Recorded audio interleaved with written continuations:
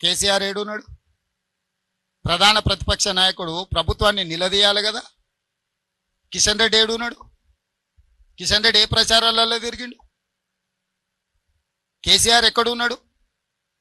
నేను నా మంత్రులను అందరినీ, ఒక్క మంత్రిని కాదు, మా ఉప ముఖ్యమంత్రిని, సాగునీటి పారుదల శాఖ మంత్రిని, మా ఎక్సైజ్ అందరు మంత్రులను, మా వ్యవస్థ మొత్తం ఇక్కడనే ఉంది.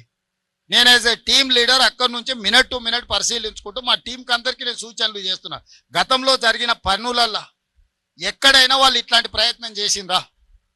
నన్ను అడుగుతురు కదా ఎన్నికల ప్రచారంలో. హరీష్ రావు గారు దుబాయ్లో పోయి దావతులు చేసుకోలే. హరీష్ ఏడున్నాడు ప్రమాదం జరిగినప్పుడు? హరీష్ పాస్పోర్ట్ ఒకసారి బయట పెట్టమను. ప్రమాదం జరిగిన తర్వాత హరీష్ దుబాయ్లో పోయి దావతులు చేసుకున్నాడా లేదా? ఈరోజు ఎయిర్పోర్ట్ల వివరాలు ఉంటాయి. కాదని మనం హరీష్ అవన్నీ తీసిన బయట పెడతా. అధికారికంగా ప్రభుత్వం నుంచి లేఖ రాస్తా. ఈ ప్రమాదం జరిగిన తర్వాత హరీష్ రావు దుబాయ్కి పోయి అబుదాబిలో 2 రోజులు దావతులలో మునిగి తేలింది హరీష్ రావు కాదని హరీష్ రావు గారిని చెప్పమను. అబుదాబిలో దావతులలో మునిగి తేలినోడు అంత దిగిన తర్వాత వచ్చి మేము ఇన్ని రోజులు ప్రమాదం సంఘటనలో ఇబ్బంది కలగకుండా ఉండడానికి రాలేదంటున్నాడు. మరి ప్రమాద సంఘటనలో ఆయన వస్తే ఇబ్బంది జరుగుతుంది అంటే ముఖ్యమంత్రి వస్తే ఇబ్బంది జరగదా? ముఖ్యమంత్రి వస్తే ఇంకా పెద్ద ఎత్తున అంత రక్షణ వలయమంతా ఇక్కడికి వస్తుంది. అంటే సోయి తప్పి మాట్లాడితే ఎట్లా? నేను విమర్శించదలుచుకోలేదు, నేను అట్లాంటి మాటలు మాట్లాడదలుచుకోలేదు. నా పాయింట్ సింపుల్.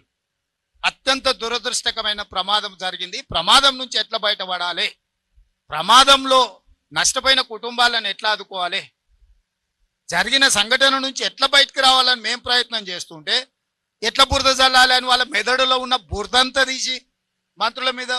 ఉత్తమ్ కుమార్ రెడ్డి గారు నాకంటే ఎక్స్పర్ట్. వాళ్ళు దేశం కోసం సైన్యంలో పనిచేసిన వాళ్ళు. సైన్యంలో పనిచేసిన అనుభవాన్ని మొత్తం ఉపయోగించి ఈరోజు ఈ సమస్యని అడ్రస్ చేసిన. నేను వచ్చుంటే కూడా ఈ స్థాయిలో ఇన్ని ఏజెన్సీలను నేను పూల్ చేయలేకపోతుంటే, ఇన్ని ఏజెన్సీలను పిలవాలన్న ఆలోచన కూడా నాకు రాకపోతుండే. ఉత్తమ్ కుమార్ రెడ్డి గారికి ఉన్న ఆర్మీలో ఏదైతే అనుభవం ఉందో, ఒక సైనికుడుగా పనిచేసిన ఉత్తమ్ కుమార్ రెడ్డికి ఇట్లాంటి క్రైసిస్ని ఎట్లా అడ్రస్ చేయాలనో హీఈస్ ఎక్స్పర్ట్ ఆన్ దట్. ఆయన ఇక్కడ కూర్చొని సైట్లో కూర్చొని మానిటరింగ్ చేస్తే అసలు అర్థం పర్థం లేకుండా మరీ ఇంత దిగజారి మాట్లాడుతున్నారు. ఎందుకు ఇట్లా తయారయ్యారు? అధికారం కోల్పోయింది సరే, కానీ మైండ్ కూడా కోల్పోయారా? అసలు ఏమైనా పిచ్చి పట్టిందా? అయింది వీళ్ళకి దయ్యం పట్టిందా? అబ్దుల్లా ఏదైనా మన నల్లమల్లలో ఈ దయ్యాలు వదిలించేటోళ్ళు ఉంటారు కదా, ఏమన్నా ఏ పార్టీలతోనే ఏమన్నా చెప్పి, నీకు తెలుసు కదా కొంతమంది భూత వైద్యులు, వాళ్ళతోనే ఏదన్నా చెప్పి సరే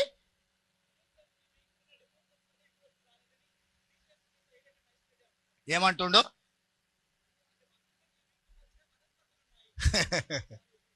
సరేలే సరే. ఇక ఆయన అనడం సరే, ఆయన అన్నది నువ్వు నన్ను అడగడం సరే, ఎందుకు లేదంతా.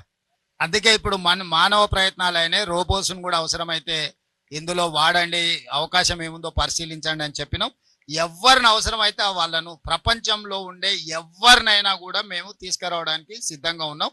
ఈ సమస్యను పరిష్కరిస్తాం. దయచేసి మిమ్మల్ని అందరు నా రిక్వెస్ట్ ఒకటే, ఇది మనందరి సమస్య. ఈ సమస్యను మనందరం కలిసి పరిష్కరించుకుందాం. సమస్యలో ప్రమాదం జరిగిన కుటుంబాలను మనం కలిసి ఆదుకుందాం. దానికి మీరు పూర్తిగా సహకరించాల్సిందిగా మీ అందరినీ కోరుకుంటున్నా.